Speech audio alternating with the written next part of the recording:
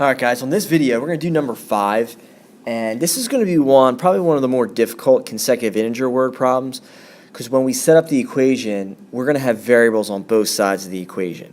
So it's probably a little bit more thinking involved, but once you get to that point you know how to solve equations with variables on both sides.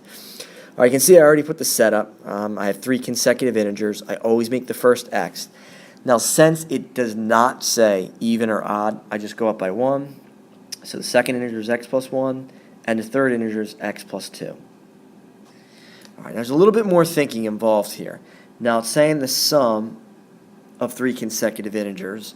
So I know I just add all 3 of these terms, right? I have 3 x's, and 1 plus 2 is 3. So when we add all these up, I'm just going to write it right here. This is 3x plus 3.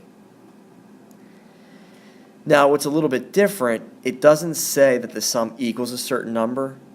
It says right here that it's 33 more than the least of the integers. Now again, there's that keyword is. So this kind of separates the sentences to whatever's written to the left of is the left side of the equation. Whatever's written on the right side of is the right side of the equation. So it's saying sum of 3 consecutive integers, which is this, the 3x plus 3. It says is, so we're going to say equals. And then it says 33 more than the least of the integers. Well, more than, I'm going to put a little plus, we're going to add. And then it says then the least of the integers. Well, the least of the integers is always going to be the first. It's going to be this.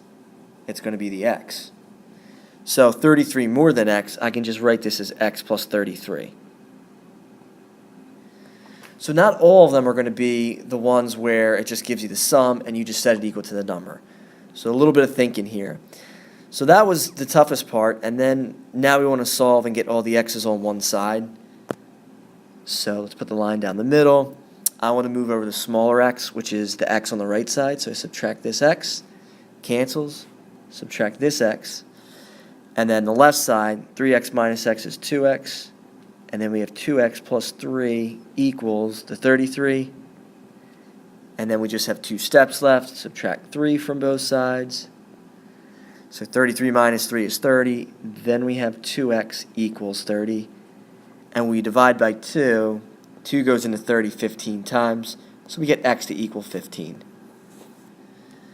And then remember, just take the 15, put it back in your setup. So our first integer is 15. Second integer is 15 plus 1, which is 16. Third integer is 15 plus 2, which is 17.